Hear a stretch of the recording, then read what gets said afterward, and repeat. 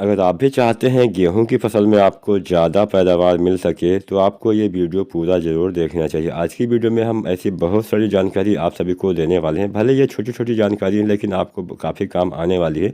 छोटी छोटी बातों से ही आप उत्पादन बढ़ा पाएंगे। ऐसा कोई भी तरीका किसी भी फसल में पैदावार बढ़ाने का नहीं होता जो आपने एकदम से डाल दिया पैदावार दोगुनी हो गई, ऐसी कोई भी चीज़ें नहीं होती है। कुछ महत्वपूर्ण बातें होती हैं जिसको अगर आप ध्यान रखते हैं, समय से करते हैं, समय से यूज करेंगे तो निश्चित ही आप गेहूं की फसल में, धान हो, मक्का हो, कोई भी फसल हो, उसमें अधिक पैदावार ले पाएंगे।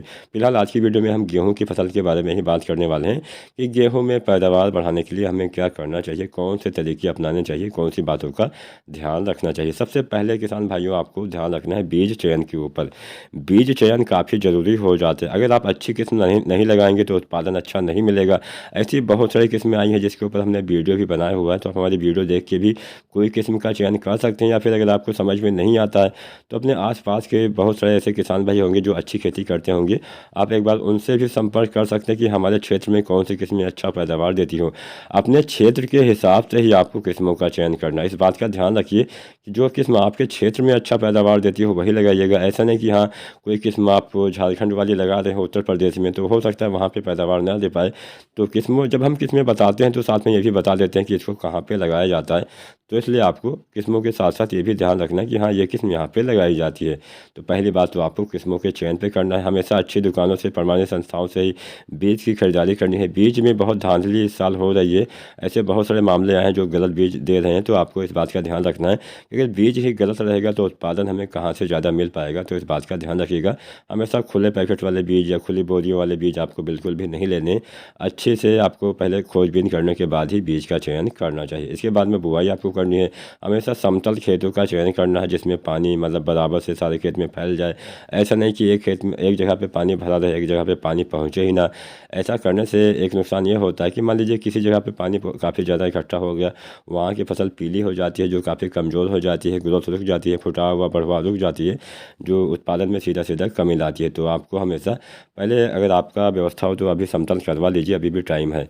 अगर आप अगेती बुआई करते हैं तो 25 अक्टूबर से 10 नवंबर तक अगेती किस्मों का चयन कर देना चाहिए। इसके बाद में समय पर बुआई करनी है। इसके बाद में पिछेती वाली किस्मों का चयन करना है। अगेती किस्में अगर आप पिछेती में या फिर समय पर लगाएंगे तो उत्पादन में सीधा सीधा कमी आ जाएगी। तो इस बात का ध्यान रखिएगा कि अगेती किस्मों का चयन हमेशा अगेती समय में ही आपको करना चाहिए। बीज को उपचारित करना भी काफ़ी ज़रूरी होता है। बीज को उपचारित नहीं करेंगे तो बहुत सारी बीमारियाँ आपके खेत में लग सकती हैं। तो बीज को उपचारित करने के लिए आप एक आता है टेबुकोनाजोल, इसकी 1 ml मात्रा प्रति केजी बीज के हिसाब से ले सकते हैं। एक दवा आती है विटावैक्स नाम से जिसमें कार्बोक्सिन पाया जाता है, तो कार्बोक्सिन की भी आप 2 ग्राम मात्रा प्रति केजी बीज के हिसाब से यूज कर सकते हैं। दीमक से बचाव के लिए आप इमिडाक्लोप्रिड की 2 ml मात्रा प्रति केजी बीज के हिसाब से यूज कर दीजिएगा, या फिर आप क्लोरोपाइरिफास की 20% वाले की 4 ml मात्रा प्रति केजी बीज के हिसाब से यूज करिए। या फिर आप थायोमेथाक्सम जो आता है, एक आता है लिक्विड वाला, तो इसकी 2 ml मात्रा प्रति केजी बीज के हिसाब से अगर आपको दानेदार वाला मिलता है तो 2 ग्राम मात्रा प्रति केजी बीज के हिसाब से आपको यूज करना है। ये सब आपको करना है। इसके साथ साथ सिंचाई पे आपको ध्यान रखना है। पहली सिंचाई आपको हमेशा हल्की करनी चाहिए।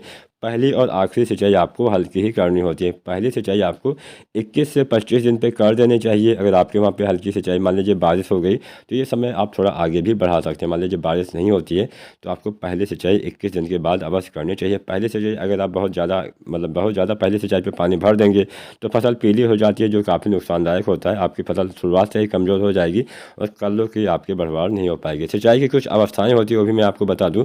पहली सिंचाई 20 से 25 दिन पे, दूसरी सिंचाई 40 से 45, तीसरी 60 से 65 दिन पे, चौथी सिंचाई अगर आप करते हैं तो 80 से 85 दिन पे, पाँचवीं सिंचाई अगर आप करते हैं तो 110 से 115 दिन पे, और छठवीं सिंचाई आपको 120 से 135 दिन पे करनी चाहिए। 6 सिंचाई की मैंने आपको टाइम बता दिया। अगर आपके पास सिंचाई के अच्छे संसाधन है तो आप 6 सिंचाई करिएगा। मान लीजिए बीच में बरसात हो जाती है तो आप जो ये समय है वो आगे भी बढ़ा सकते हैं। तो अपने हिसाब से, अपनी फसल के हिसाब से सिंचाई करिएगा, खादों का इस्तेमाल करिएगा। अगर हम खादों की बात करें तो अगर आप DAP यूज़ करते हैं तो अच्छी मात्रा में आपको यूज़ करना पड़ेगा, तभी आप ज़्यादा पैदावार ले पाएंगे। तो 50 से 55 केजी DAP प्रति एकड़ के हिसाब से। यूरिया आपको 2.5 से 3 बैग डालना चाहिए। SSP आपको 1 बैग देना होता है। SSP में कैल्शियम, सल्फर और फास्फोरस होता है, जो फसल की अच्छी बढ़वाल में काफ़ी हेल्प करता है। अगर आप SSP डालते हैं तो आपको सल्फर डालने की आवश्यकता नहीं है। तो अगर आप इसका इस्तेमाल करते हैं तो निश्चित ही आपको अच्छा उत्पादन मिलेगा। समय से बुआई, समय से सिंचाई, समय से खादें, 3 बातें आपको ध्यान रखनी है, आप अच्छा उत्पादन ले पाएंगे। खरपतवार नियंत्रण भी आपको देखना पड़ेगा, खरपतवार की वजह से भी पैदावार में कमी आ जाती है। तो अगर आप इन सभी बातों का ध्यान रखते हैं तो निश्चित ही आप गेहूँ में अच्छी पैदावार ले पाएंगे। वीडियो पसंद आई हो लाइक करिए, कोई भी सवाल सुझाव हो नीचे आप कमेंट भी कर सकते हैं। वीडियो देखने के लिए आप सभी का बहुत बहुत धन्यवाद।